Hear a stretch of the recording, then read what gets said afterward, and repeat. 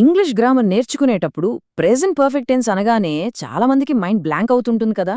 అసలు ఎప్పుడు వాడాలి, ఎలా వాడాలి అని తెగ కన్ఫ్యూజ్ అవుతుంటారు.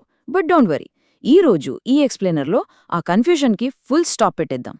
ఎక్కడెక్కడో ఉన్న రూల్స్ అన్నీ పక్కన పెట్టి చాలా సింపుల్గా, క్రిస్టల్ క్లియర్గా ఈ టెన్స్ గుట్టు విప్పేద్దాం. సరే, ఈరోజు మనం ఏమేం చూడబోతున్నామంటే, ముందుగా అసలు ప్రెజెంట్ పర్ఫెక్ట్ టెన్స్ని ఎలా నిర్మించాలో నేర్చుకుందాం. ఆ తర్వాత అన్ఫినిష్ టైమ్ రూల్స్, అలాగే ఫార్ మరియు సిన్స్ వాడకంలో ఉండే చిక్కులు విడదిద్దాం. నెక్స్ట్, దీనికి బద్ధశత్రువైన పాస్ట్ సింపుల్కున్న తేడాను చూసి లాస్ట్లో ఒక అదిరిపోయే గ్రామర్ క్విజ్ ఆడేద్దాం. రెడీనా?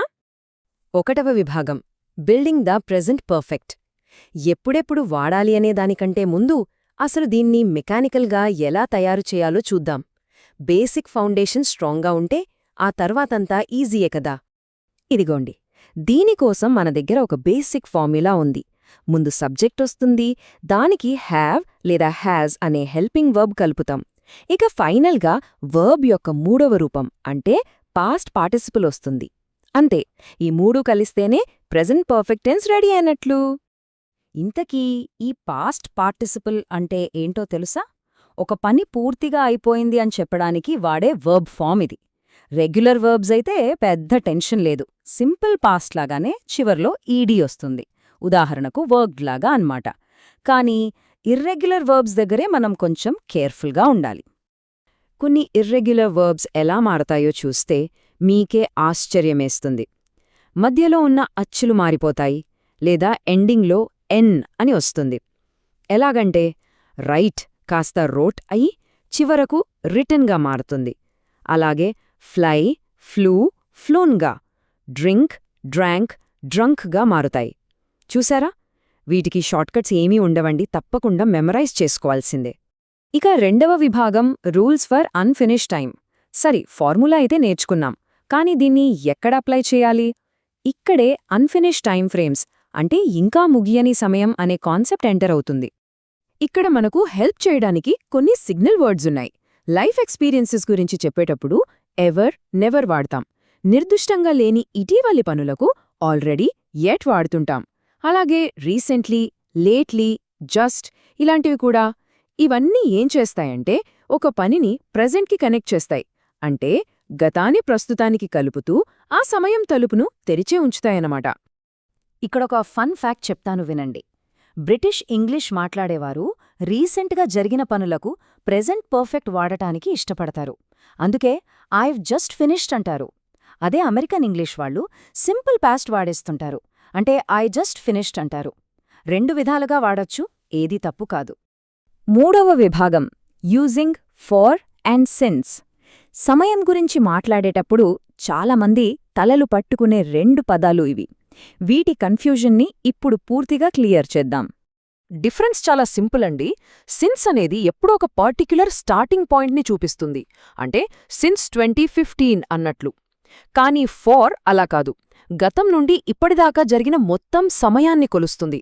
అందుకే ఫర్ 9 years అని అంటుంటాం. క్లియర్ కదా?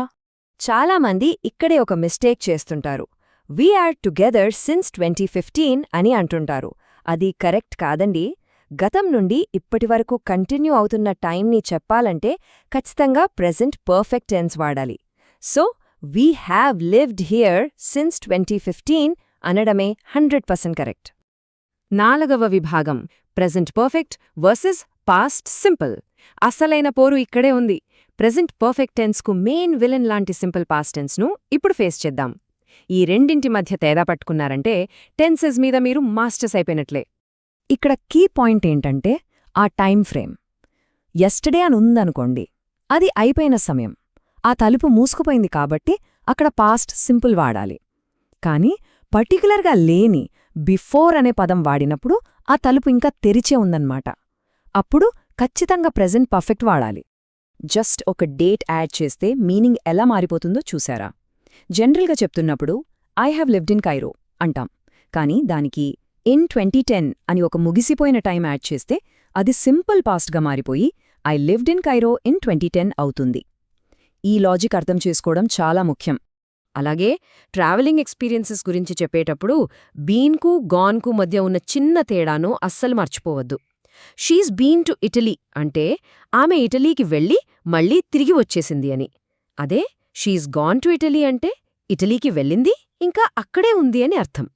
తేడా చిన్నదే కాని మీనింగ్ చాలా మారుతుంది. 5వ విభాగం the ultimate grammar quiz.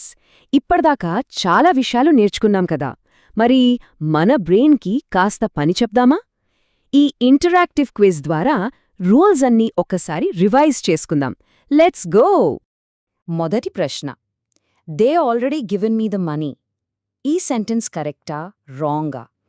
Answer ఏంటో మనసులో ఒకసారి అనుకోండి. ఆన్సర్ ఏంటంటే ఇది రాంగ్.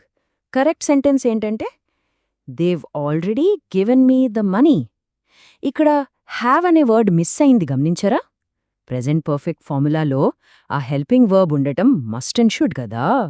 రెండవ ప్రశ్న, ఇర్రెగ్యులర్ వర్బ్స్కి సంబంధించి చాలామంది చేసే మిస్టేక్ ఇది. She has saw that movie before. చెప్పండి, ఇది కరెక్టా కాదా? ఇది కూడా రాంగే.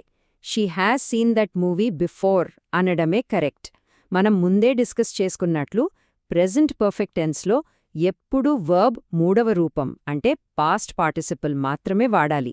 ఇక్కడ సీకి మూడవ రూపం సీన్, అంతేకాని సా కాదు. ఇక లాస్ట్ అండ్ ఫైనల్ క్వశ్చన్, ఇది కొంచెం ట్రిక్కీగా ఉంటుంది. I have been knowing her for a long time. ఇదే కరెక్ట్ అంటారా? ఖచ్చితంగా ఇది తప్పు.